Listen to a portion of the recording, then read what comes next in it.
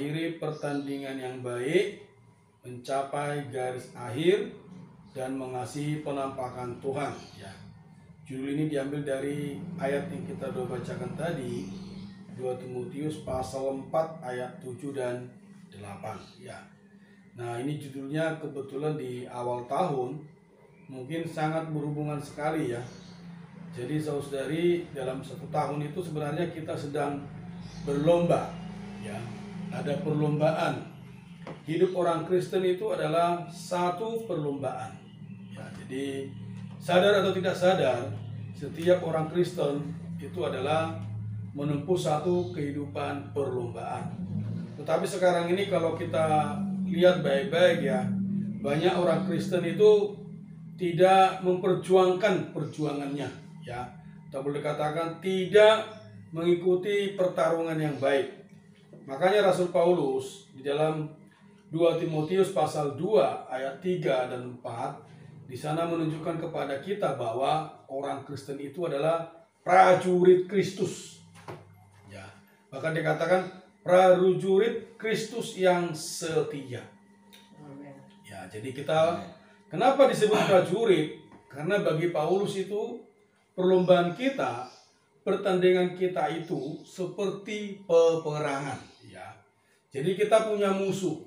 Musuh kita itu Satan dan malaikatnya di dalam kerajaan kegelapan. Tapi kita juga punya tujuan, yaitu untuk menggenapkan ekonomi Allah. Jadi ada pertentangan, ada pertandingan yang perlu kita lakukan di jalur perlombaan yang Tuhan sediakan bagi kita, ya.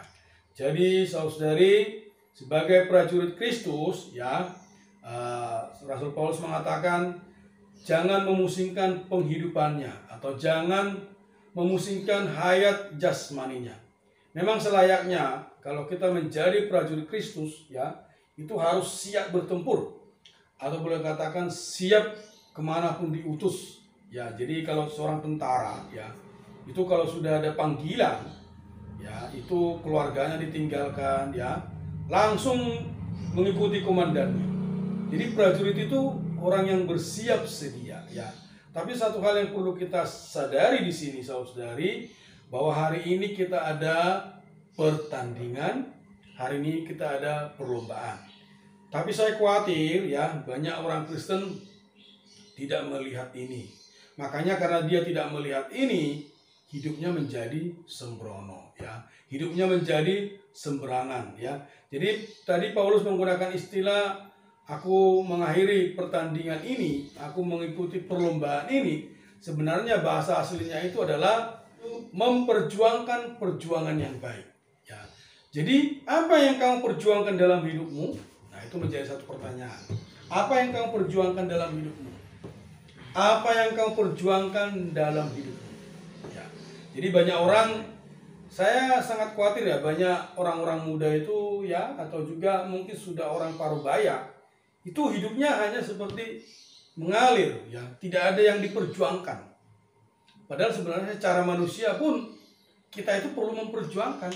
Minimal kita perjuangkan keluarga kita, ya toh? Minimal kita perjuangkan masa depan kita. Kita perjuangkan kalau yang sekolah, perjuangkan pelajarannya. Ya, jadi jangan mau hanya nilai begitu-begitu saja. Jadi sebenarnya manusia itu baik rohani maupun insani sebenarnya penuh dengan pertandingan, penuh dengan perjuangan. Tetapi permasalahannya adalah kita berjuang di mana atau apa yang kita perjuangkan. Makanya Paulus ini benar-benar, ya, menunjukkan kepada kita, ya, bahwa kita adalah prajurit Kristus. Bahkan dikatakan kita juga adalah pekerja Kristus. Amen. Atau kita adalah penyuntik-penyuntik yang melawan kemerosotan gereja, ya. Jadi surat ini tulis kepada Timotius karena saat itu banyak orang yang mengajarkan ajaran lain, ya. Jadi selain prajurit Kristus yang berperang yang melawan musuh, ya, musuh yang tidak kelihatan, kita juga sebagai pekerja Kristus. Pekerja Kristus bagaimana? Kita perlu bertanding dan berlomba dengan baik, memperhatikan ekonomi Allah, memperhatikan gereja Allah, ya. Sekarang ini musuh itu tidak tidak kelihatan dan juga mungkin tidak menakutkan. Dia akan memberikan ajaran lain yang seolah-olah terselubung, seolah-olah juga tersembunyi, dan ini yang berbahaya. Ya, kita kasih contoh aja. Ya, misalnya contoh ya, kalau para remaja ini tidak menyinggung ya, orang senang game. Coba kalau kamu senang game, itu seperti seolah-olah kesadaran kita itu diambil, benar nggak? Ya, terus dipanggil orang, kadang sampai nggak sadar, ya toh. Tapi kalau sudah main game, itu seperti dia berada dalam lingkungannya sendiri, ya. Nah, ini sebenarnya kalau kita nggak hati-hati, game itu mengendalikan kita, jadi kita masuk kepada perlombaannya musuh, supaya Satan itu bisa menggenapkan rencana dia. Harusnya apa? Kita keluar dari itu, ya. Game itu tidak mengendalikan kita. Kita masuk dalam perlombaan kita sendiri, kita masuk dalam jalur kita sendiri. Nah, hari ini kalau kita sudah dalam pemulihan Tuhan, sebenarnya kita sudah berada dalam jalur yang benar. Amin. Ya, ini yang kita perlombakan. Tetapi kalau kita sudah masuk dalam pemulihan Tuhan, tapi kita menjadi orang Kristen yang biasa-biasa saja, bukan menjadi prajurit Kristus, tidak menjadi pekerja Kristus, tidak berlomba, nah ini yang berbahaya ya. Kemarin pas winter training ya, saudara kita mengingatkan ya, jadi misalnya kita bersekutu sama Tuhan, berkontak dengan Tuhan ya, perlu dalam 1 minggu itu ada 1 hari yang kita berikan waktu kita lebih banyak kepada Tuhan, supaya Tuhan ada kesempatan menyusun kita, berbicara kepada kita, menyelidiki bagian-bagian dari kita, atau boleh dikatakan hari ini itu menjadi sesuatu apa? Untuk menilai diri kita, ya, menilai persona kita, apa adanya diri kita, apakah kita dalam 1 minggu ini benar-benar berlomba dengan baik, bertanding dengan baik, ya. Ada banyak hal, ya, misalnya penyegaran pagi, ya, penyegaran pagi itu sebenarnya satu peperangan loh, ya kan? Tidak mudah bangun pagi, ya, apalagi terakhir-terakhir ini tidur pagi itu sangat enak sekali, ya. Pagi-pagi itu kayaknya udaranya sejuk sekali, ya. Tidak dingin, tidak panas, sejuk sekali. Jadi ini satu pertandingan. Kita melawan apa? Tubuh kita, melawan ngantuk kita, ya. Tetapi kita harus bangun pagi, ya, memberikan waktu kepada Tuhan. Kenapa? Saya adalah prajurit Kristus, ya. Saya ingin berlomba dengan baik. Saya ingin bertanding dengan baik, ya. Jadi saudari, rohani kita, kalau kita bicara dalam 2 Timotius itu ya, penyuntik ini, dia juga seorang atlet. Yang bertanding berarti apa? Yang berlatih, ya. Coba aja kalau seorang pemain basket, ya, tidak pernah latihan berminggu-minggu, berbulan-bulan, bertahun-tahun, saya yakin ototnya itu akan mengendur. Saya yakin juga keahliannya akan berkurang, ya. Sama seperti dunia rohani, ya. Sama seperti perkara rohani. Kalau kita tidak pernah berlatih, ya, penyegaran pagi tidak berlatih, doa baca tidak berlatih, berkontak Tuhan tidak berlatih, otot-otot rohani kita akan mengendur, ya. Keahlian kita menikmati Tuhan juga akan berkurang, ya. Bahkan dikatakan mungkin yang paling bahaya adalah kita kehilangan konsekrasi kita. Nah, inilah Satan yang sedang merusak dalam hidup gereja. Dia pelan-pelan mengendurkan kita, pelan-pelan mengubah cara pandang kita. Akhirnya kita merasa, ngapain kita capek-capek penyiaran pagi, ya, ngapain kita capek-capek bersidang, ngapain kita capek-capek hidup gereja. Nah, ini pelan-pelan musuh ini memasukkan. Dia terselubung, dia tersembunyi, sampai-sampai kita tidak menyadarinya. Nah, saudari, makanya Paulus memberitakan kepada kita perlu apa? Merindukan kedatangannya. Amen. Inilah obat buat kita. Ya, inilah juga pendorong bagi kita, ya. Semakin seorang mengasihi Tuhan, dia akan semakin merindukan kedatangan Tuhan. Nah, ini yang menjaga kita, ya. Ketika bangun pagi, ya, oh Tuhan Yesus, aku cinta padamu. Orang yang mengasihi Tuhan pasti mengasihi penampakannya. Orang yang mengasihi Tuhan pasti mengasihi kedatangan Tuhan, ya. Ada contoh di FKKP, ya, Miss Barber itu, ya. Dia mungkin seorang saudari yang benar-benar mengasihi Tuhan, ya. Ketika berjalan di tikungan, dia akan berkata, ya, sangat-sangat terjamah itu, ya.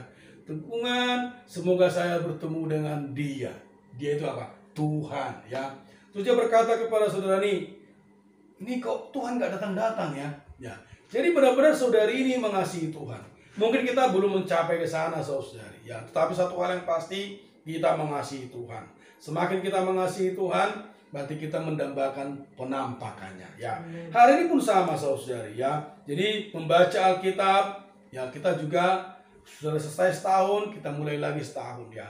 Hari ini baca Alkitab itu sangat mudah sekali ya. Saya bersyukur sekarang sudah ada audio ya. Jadi sebenarnya tidak ada alasan, nggak perlu baca, kita putar aja audionya berulang-ulang ya. Kita bisa mendengarkan firman Tuhan. Tapi yang lebih baik lagi, jangan cuma mendengarkan ya. Perlu ambil satu ayat, dua bacakan. Supaya apa? Bisa nampak Tuhan ya. Supaya ada firman Tuhan yang mengena kepada kita ya.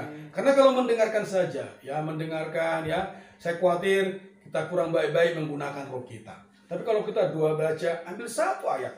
Satu ayat satu hari ya. 365 hari, 365 ayat loh. Wah, itu luar biasa. Selesai satu Alkitab ya, satu pasal satu ayat kita dua bacakan ya. Ini sungguh luar biasa ya. Jadi perlu kita setia melakukannya. Jadi prajurit tadi dikatakan prajurit Kristus yang setia.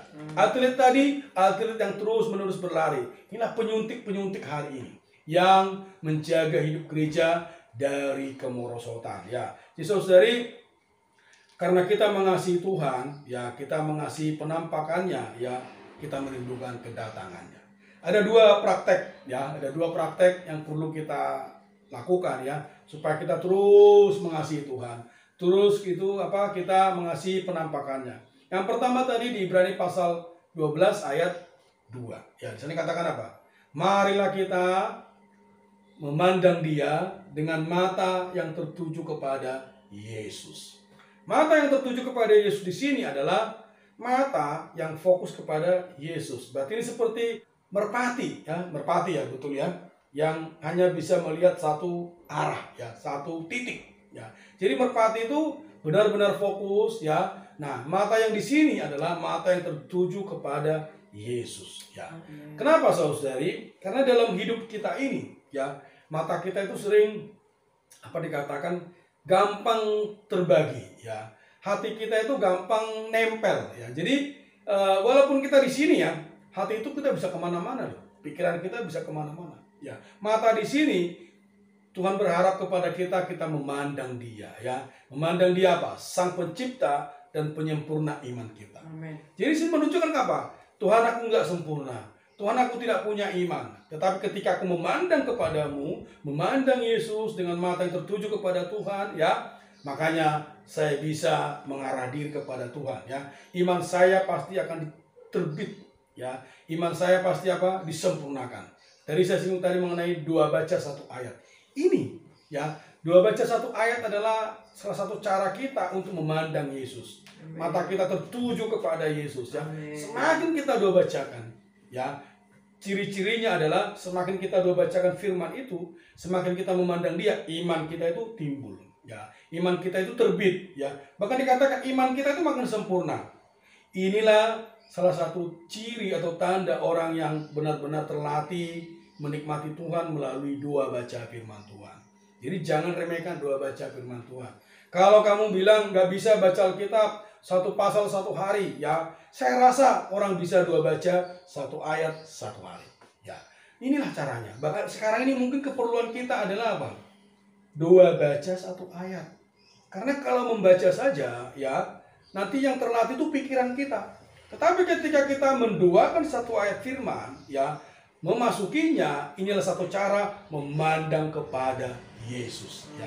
Nah, satu cara untuk apa? Mata kita tertuju kepada Yesus. Benar kan? Kalau kita buka satu ayat ya, pikiran kita mulai pelan-pelan fokus ya, kayak tadi ya, mataku tertuju kepada Yesus ya. Amen. Oh, mataku tertuju kepada Yesus ya. Kita doa bacakan. Terus penyempurna iman. Oh Tuhan, Dikaulah pencipta imanku. Amen. Tuhan, Dikaulah. Nah, ini kan pelan-pelan. Dulu pikiran kita terbagi. Awal kita datang kepada Tuhan masih terbagi. Makin lama dua baca, mata kita makin tertuju kepada Yesus. Nah, akhirnya apa? Seperti di Wahyu pasal 22 itu ya, Tuhan sendiri berkata, aku akan datang segera. Amen. Saya rasa ada satu frase yang perlu kita doakan dan serukan setiap hari. Tuhan Yesus, datanglah segera. Amen. Amen. Oh, Tuhan Yesus, datanglah. Amin. Coba kita katakan, Tuhan Yesus, datanglah. Amin. Oh, Tuhan Yesus, datanglah. Amin. Jadi kalau kita tadi benar-benar menikmati Tuhan, ya, mengasihi Tuhan, mengasihi penampakannya, di batin kita pasti ada perasaan ini, Tuhan datanglah. Amin. Tuhan datanglah. Tuhan Yesus datanglah. Ya, jadi saudari, inilah keperluan kita hari ini. Dan saya rasa di tahun 2021 ini kita perlu baik-baik mengasihi Tuhan kita. Ya, kita perlu baik-baik merindukan kedatangannya. Kita perlu baik-baik mengasihi penampakannya. Jadi saudari, setiap hari kalau bisa, oh Tuhan, nampakkanlah dirimu kepadaku. Ya, entah itu melalui doa kita dengan mitra, entah itu kita mau sidang gereja online, entah itu kita berdoa setiap pagi kepada Tuhan. Semoga melalui perkara-perkara yang kita lakukan ini, kita nampak Tuhan kita. Amin. Ya, inilah keperluan kita hari ini. Saya rasa bebannya sudah cukup, ya. Mari kita berdoa. Amin. Tuhan Yesus, amen. Terima kasih ya Tuhan. Kami bersyukur kepadamu di tahun yang baru ini. Tuhan, dapatkanlah kami Tuhan. Amen. Oh, setiap hari nampak akan dirimu. Amen. Tuhan, setiap perkara rohani yang kami lakukan. Amen. Oh Tuhan, bukanlah perkara rutinitas, tapi menjadi perkara merindukan kedatangan-Mu. Amen. Tuhan, sungguh kami mengakui masih banyak kekurangan iman. Amen. Tuhan, tapi kami percaya Tuhanlah pencipta dan penyempurna iman kami. Amen. Tuhan, kuatkanlah kami di tahun 2021 ini. Amen. Biarlah kami selalu bisa mengalami Tuhan Sang Baru itu. Oh, melihat Allah yang di atas tahta itu. Amen. Tuhan Yesus, terima kasih Tuhan. Amin. Amin. Terima kasih Tuhan. Amin. Bahwa diri kami senantiasa Tuhan menjadi orang yang terus memelihara iman kami. Amin. Sampai mencapai garis akhir. Amin. Oh, arahkan pandangan kami tertuju kepada Dikau. Amin. Oh Tuhan Yesus, meskipun kami mungkin sering gagal, oh Tuhan, kami mungkin sering lemah. Amin. Tuhan, bahwa diri kami terus bangkit. Amin. Oh, iman kami terus bertumbuh. Amin. Iman kami terus disempurnakan. Amin. Sampai mencapai garis akhir. Amin. Terima kasih Tuhan. Terima kasih Tuhan. Amin.